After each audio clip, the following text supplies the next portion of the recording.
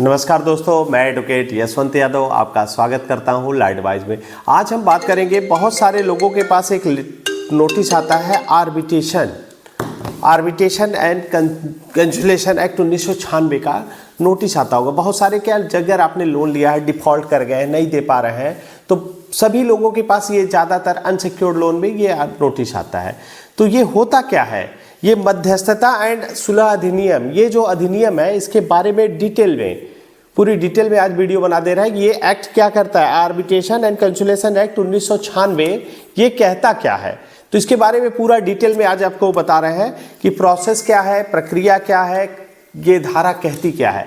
यदि आपने लोन लिया है, डिफ़ॉल्ट कर गए, नहीं दे पा रहे हैं, तो पहले तो किसी विषम, देखिए मेरी वीडियो जेन्युइन डिफॉल्टर के लिए है। किसी विषम परिस्थिति के कारण जो लोन है, जो जानबूझ के कर रहा है वो लोग वीडियो मत देखें, क्योंकि उनके लिए नहीं है। वो तो जो कहीं किसी विषम परिस्थिति, मतलब हो गया जॉब छूट गया, व्यापार में घाटा हो गया, कोई एक्सीडेंट हो गई, दुर्घटना हो गई, पारिवारिक समस्या ऐसी हो गई जिसके कारण, या ऐसी कोई बीमारी हो गई जिसके कारण अब लोन की EMI नहीं दे पा रहे हैं, तो उस कंडीशन में कंपनियां क्या क्या करती हैं। अनसिक्योर्ड लोन में कंपनी आपको नोटिस पे notice, recall notice, demand notice, आज सब पे बात नहीं करेंगे। आज जो टॉपिक हमारा है आर्बिट्रेशन, मध्यस्थता और सुलह अधिनियम 1996, ये जो टॉपिक होता है, ये धाराएं है आर्बिट्रेशन एंड कंसोलिडेशन एक्ट। तो ये कहाँ से आता है, पहली बात तो ये जान लीजिए होता क्या है।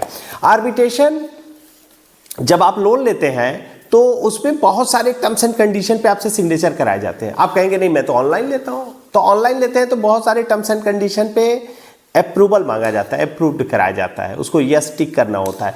तो यदि वो करते हैं तो उसमें कहीं ना कहीं एक क्लॉज होता है, यदि आप लोन की EMI नहीं दे पा रहे हैं तो हमारी आर्बिट्रेशन की प्रक्रिया हम कराएंगे। तो आर्बिट्रेशन की प्रक्रिया का विकल्प होता है उसमें, तो उसकी के तहत कंपनी यदि लोन नहीं दे पा रहे हैं तो रिकॉल, डिमांड, आर्बिट्रेशन नोटिस देने के बाद आर्बिट्रेशन की भी नोटिस देते हैं। तो आर्बिट्रेशन में भी आपके पास कई तरह की नोटिस आएंगी। सोल्व आर्बिट्रेटर लिखा होगा। कैसे पता करेंगे ये कौन सी नोटिस आर्बिट्रेशन की है, कैसे पता करेंगे, तो उसका विकल्प क्या है, नोटिस जो है कि उस पर लिखा होगा, कहीं देखिए सोल्व आर्बिट्रेटर, या जज लिखा होगा, रिटायर्ड जज लिखा होगा, छोटा सा लिख देते हैं साइड में किनारे पे, रिटायर्ड जज। देखिए मेरी वीडियो देखने के बाद आपको अगर समझ में नहीं है, मैं इतनी सरल भाषा में आपको बताता हूं कि आपको समझ में आना चाहिए, क्योंकि हमारे क्लाइंट, मुझे मालूम है हमारे जो सब्सक्राइबर हैं, हमारे जो क्लाइंट हैं, उनको किस भाषा में उनको समझाना पड़ेगा, इसलिए मैं इतनी सरल भाषा में आपको बताता हूं। नहीं तो कोर्ट की भाषा तो आपके सामने बात करेंगे तो आपको पता ही नहीं चलेगा, बहुत टेक्निकल होती है, वहाँ पे बहुत सारे कंडीशन होते हैं, बहुत सारे हाई कोर्ट, सुप्रीम कोर्ट का जजमेंट का हवाला देना होता है। लेकिन मैं आपको इतनी सरल भाषा में बताता हूँ।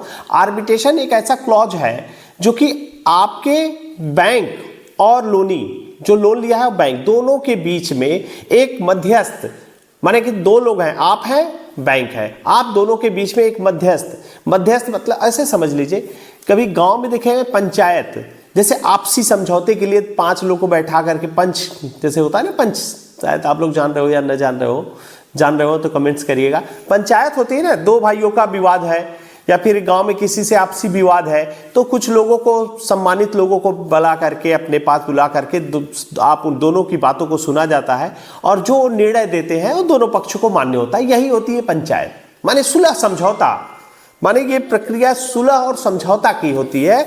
तो उसी तरह मध्यस्थता, जो ये अधिनियम 1996 है, इसमें यह था कि कोई भी बैंक से लोन लिए हैं, डिफॉल्ट कर गए, नहीं दे पा रहे हैं, तो कोर्ट में जाने से पहले आप कोर्ट के बाहर ही केस को सॉर्ट आउट कर ले। माने समझौता, माने होता क्या है, आर्बिट्रेशन एंड कंसोलिडेशन एक्ट में जिसपे सोल्व नोटिस आएगी तो उसमें लिखा होगा solve arbitrator, section 61, section 21, retired जज, प्राइवेट कोर्ट, ऐसे नोटिसें आती हैं। तो इसमें मतलब होता है वो आर्बिट्रेशन की नोटिस है। उसमें आपसे आर्बिट्रेशन की नोटिस में पहले आर्बिट्रेशन से सहमत के लिए आता है कि हाँ इससे सहमति, आपने आर्बिट्रेटर हमने नियुक्त किया, आप उससे सहमत है कि नहीं, सहमत के लिए आएगा, फिर नियुक्त किया जाएगा, फिर उसके बाद आप उसका जवाब देते हैं। देखिए आर्बिट्रेशन एंड कंसोलिडेशन एक्ट में साफ साफ कहा है, आर्बिट्रेशन की प्रक्रिया दोनों की सहमति से होना चाहिए। यदि आपकी सहमति नहीं है, आपने उस पर आपत्ति दिया है, तो आर्बिट्रेशन का प्रोसेस, प्रक्रिया आगे स्टार्ट नहीं हो सकता।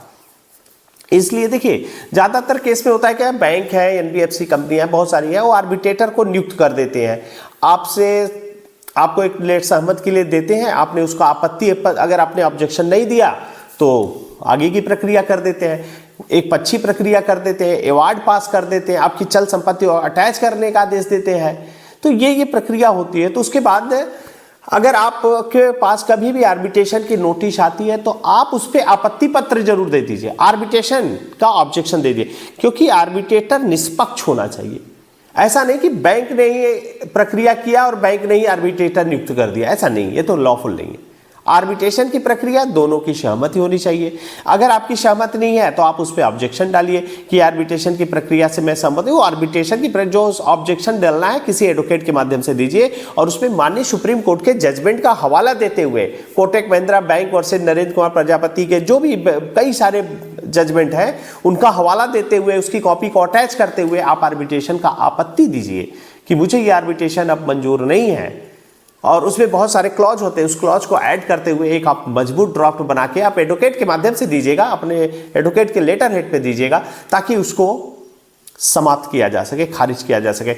यदि आप ऐसा नहीं करते हैं तो आपके अगेंस्ट में अवार्ड पास हो जाता है।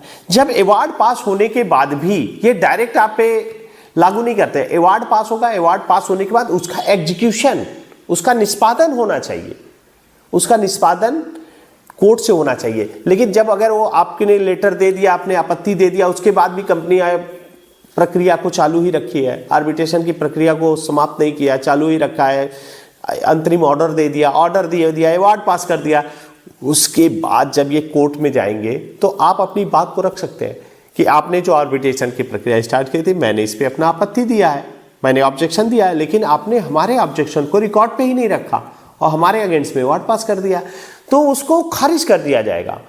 क्यों? क्योंकि आर्बिट्रेशन की प्रक्रिया दोनों की सहमति से होती है। आपकी अगर सहमति नहीं है तो आर्बिट्रेटर कैसे नियुक्त हो गए? ये तो सुलह समझौता आपसी। और करते क्या है ये मूवेबल प्रॉपर्टी को अटैच करते हैं। मूवेबल प्रॉपर्टी मतलब आपकी कार, बस, ट्रक, जीप, जो भी गाड़ी वगैरह है, या फिर आपके फ्रिज, टीवी, एसी, पंखा, लैपटॉप, लेकिन ये सब अटैच करने का आदेश देते हैं। लेकिन आपका घर होना चाहिए, ऐसा नहीं कि आपके पिताजी का घर है, आप रह रहे हो उसमें और उसकी प्रॉपर्टी को अटैच करते हैं, ऐसा नहीं होता है। घर आपका होगा तो आपके सामान होंगे, और सामान भी ऐसा भी हो सकता है, घर में आप हैं, सामान आपका, एसी आपने किसी के नाम पे, आपके अमेजोन से मंगाया किसी और के नाम पे, और उन्होंने अटैच कर दिया, ऐसा नहीं होता है। तो ये आर्बिट्रेशन की प्रक्रिया जो होती है, ये सब अवार्ड में पास होने के बाद आपकी चल संपत्ति को अटैच, अचल संपत्ति की बात मैं नहीं कर रहा हूँ, जमीन की बात नहीं कर रहा, चल संपत्ति जो मूवेबल प्रॉपर्टी है, तो चल संपत्ति को अटैच देने का अवार्ड अगर पास कर देते हैं, उसका एग्जीक्यूशन होना चाहिए कोर्ट से, उसका एग्जीक्यूशन होगा, निष्पादन होगा, जज साहब उस पर आदेश देंगे, आपकी बात सुनी जाएगी, तब वो पास होता है, तब वो लागू होता है। नहीं तो अवार्ड पास कर देना है, अवार्ड तो ये जो आर्बिट्रेटर होते हैं ये रिटायर्ड जज या सीनियर अधिवक्ता होते हैं। तो क्या रिटायर्ड जज जिस दिन से रिटायर्ड हो गए उनकी पावर उस दिन समाप्त हो जाती है? ऐसा नहीं है, उनके अवार्ड पास करते लागू, अवार्ड पास करने के बाद उसका एग्जीक्यूशन कोर्ट से होना चाहिए, कोर्ट में एग्जीक्यूशन होगा, उसके बाद आपकी बातों को सुनी जाएगी, तब उसको लागू किया जाएगा। तो ये होती है पूरी प्रक्रिया। तो आर्बिट्रेशन की प्रक्रिया ये जान लीजिए, दोनों की सहमति होनी जरूरी है। यदि आप सहमत नहीं है, आर्बिट्रेटर से आपको डाउट है कि यह आर्बिट्रेटर जो नियुक्त किया गया है यह निष्पक्ष नहीं है, यह वन साइडेड है, ये उन बैंक के ही फेवर के लोग हैं और बैंक ने ही उन्हें नियुक्त किया है, उस कंडीशन में आप कंपनी को, बैंक को एक लीगल आप ऑब्जेक्शन लेटर दे दीजिए। यदि ऑब्जेक्शन लेटर आप मजबूत ड्राफ्ट बना के देते हैं, सुप्रीम कोर्ट, हाई कोर्ट के जजमेंट का हवाला बना के देते हैं, तो वो आर्बिट्रेशन का अवार्ड भी पास हो जाएगा, वह भी शून्य होगा, वह भी शून्य होगा। ऐसा नहीं है कि उन्होंने अवार्ड पास कर दिया तो आप पे लागू ही हो जाएगा। अरे क्या आपने सहमति लिया? क्या आपने उस पर, यदि आपने आपत्ति दिया है तो आर्बिट्रेशन की प्रक्रिया स्टार्ट नहीं कर सकते। अगर ऐसा करते हैं तो लॉफुल नहीं है, उसके बाद कोर्ट पे जाएगा, वो खारिज हो जाएगा। तो कभी भी कोई दिक्कत हो, समस्या हो, परेशानी हो, कंपनी को अवगत कराना, लोन डिफॉल्ट होना अवगत करा दीजिए, लीगल प्रायर नोटिस दे दीजिए। उसके बाद जो जो नोटिसें आती है, आज के वीडियो में मैं यही बता रहा था ना, ये मध्यस्थ एवं सुलह अधिनियम जो ये है, मध्यस्थ एवं सुलह अधिनियम 1996, आर्बिट्रेशन एंड कैंसलेशन एक्ट, तो ये पूरी धारा में ये चीजें आपको बताती है कि दोनों की सहमति होनी जरूरी है। सहमति नहीं है और आर्बिट्रेटर एक लोग नहीं नियुक्त कर सकता कि हाँ बैंक वालों की सहमति है, बैंक वाले आर्बिट्रेटर। जैसे होता है ना, बहुत सारे कंपनियां ऐसे भी कहती है कि नहीं, जब आपने लोन लेते समय ये मैंने कंडीशन रखा था कि नहीं आर्बिट्रेटर हम ही नियुक्त करेंगे, आर्बिट्रेटर हमारी ही तरफ से होंगे, आर्बिट्रेटर को बैंक या एनबीएफसी नियुक्त। तो एक चीज जान लीजिए, टर्म्स एंड कंडीशन पे अलाउ कर लेना या फिर टर्म्स एंड कंडीशन पे सिग्नेचर करवा लेना वह ही कंप्लीट नहीं होता है। उसमें होना क्या, देखिए यदि लॉफुल होना चाहिए। आर्बिट्रेशन एंड कैंसुलेशन एक्ट 1996 क्या कह रहा है, ये धारा क्या कह रही है? इस धारा में जो प्रोसेस है, धारा में कहा जाता है इस आर्बिट्रेशन में कि आर्बिट्रेशन की प्रक्रिया दोनों की सहमति से होनी चाहिए। यदि लेकिन कंपनी ने कहा नहीं आर्बिट्रेटर हम ही नियुक्त करेंगे, तो ये लॉफुल नहीं है। यदि लॉफुल मतलब यदि ऐसा कहा जाए, यदि आपके लोन लिए हैं, लोन की ईएमआई नहीं दे पा रहे हैं तो आपके हाथ काट लिए जाएंगे, इस हाथ को इतना काट लिया जाएगा, ऐसा टर्म्स एंड कंडीशन में लिख के वो सिग्नेचर यदि करवा लिए हैं। इतने इनके टर्म्स एंड कंडीशन तो इतने छोटे छोटे होते हैं कि कोई तो पढ़ता ही नहीं है, और कोई पढ़े तो लोन ही ना ले पाए। लेकिन मजबूरी होती है, लोन की जरूरत होती है तो लोग ले लेते हैं, सिग्नेचर पे सिग्नेचर कर देते हैं। तो उस पर अगर ये लिखा हो कि आप लोन की ईएमआई नहीं दे पाएंगे तो आपके हाथ काट लिए जाएंगे, तो क्या ये लॉफुल है? क्या कोई हाथ काट लेगा? ये तो क्राइम हो गया। तो ऐसे ही आपके टर्म्स एंड कंडीशन जो होता है, सिग्नेचर करा लिए कि नहीं नहीं आर्बिट्रेटर हम ही नियुक्त करेंगे, तो क्या ये लॉ हो गया? आर्बिट्रेशन कैंसुलेशन एक्ट खत्म हो गया? ऐसा नहीं है, क्योंकि बहुत सारी जगह ये बातें सुनने में आई, सर वो कह रहे नहीं आर्बिट्रेशन हम ही नियुक्त करेंगे, आर्बिट्रेटर हमारे ही होंगे। अरे तो आपके ही होंगे तो प्राकृतिक न्याय मिला कहां? निष्पक्षता कहां दिख रही है? यह तो आपके पक्ष के लोग हैं, आप ही के लोग हैं आर्बिट्रेटर नियुक्त कर रहे हैं। तो सहमति जरूरी है, दोनों की सहमति होना जरूरी है। अगर ऑब्जेक्शन आ गया, क्योंकि बहुत सारे अब आर्बिट्रेशन के लेटर पे मैंने जो ऑब्जेक्शन दिया, ऑब्जेक्शन के बाद ये जवाब आया कि ये आर्बिट्रेशन की प्रक्रिया को यहीं समाप्त किया जाता है। बहुत सारे कंपनियों के पास मैंने लेटर भेजा, उसमें साफ साफ ये पता चला कि ये आर्बिट्रेशन का जो प्रक्रिया है उसको समाप्त किया जा रहा है, क्योंकि लोनी की सहमति नहीं है आर्बिट्रेशन में। उसका आपको मेल आएगा, प्रॉपर वे में मेल आएगा। बहुत सारे लोगों के साथ ये आर्बिट्रेशन की प्रक्रिया को समाप्त हुआ। इसलिए कभी भी देखिए, लोन लिए हैं, डिफॉल्ट कर गए, नहीं दे पा रहे हैं, कोई क्राइम नहीं, अपराध नहीं, आप अपराधी नहीं है। लेकिन लोन लिए हैं, पैसे नहीं है, नहीं दे पा रहे हैं, तो कम से कम पेपर से तो मजबूत रहिए। ऐसा नहीं हो कि आप लोन लिए और भाग रहे हैं, डर के भाग रहे हैं, घर छोड़ दे रहे हैं, या फिर कोई कुछ प्रोसेस ऐसा कर रहा है कि जवाब ही नहीं दे रहा है। तो ऐसा करेंगे तो आप कहीं न कहीं आप बिलफुल डिफॉल्टर की श्रेणी में आ जाएंगे। तो बिलफुल डिफॉल्टर श्रेणी में आ जाएंगे, फिर आपको बचा पाना मुश्किल है ना।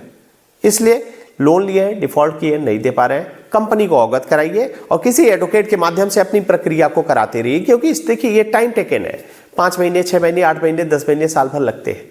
नोटिस आना, रिकॉल, डिमांड, आर्बिट्रेशन की नोटिस आना, कोर्ट में केस होना, सेक्शन 25 का 138 एनआई एक्ट का 420, 406 की धारा जो 316, 318 में हो गया है, तो उसमें केस होते हैं, उसका प्रक्रिया लंबी है। तो उसके लिए आपको एक एडवोकेट को जरूरत पड़ेगी। आप हमारे माध्यम से या किसी एडवोकेट के माध्यम से जो लोन का एक्सपर्ट हो, उसके माध्यम से आप आगे की प्रक्रिया कराइए। और कहीं भी कोई दिक्कत, समस्या, परेशानी हो, हमारा नंबर है, आप हमसे संपर्क कर सकते हैं। मैं अपनी बातों को यहीं समाप्त करता हूँ। जय हिंद, जय भारत, नमस्कार।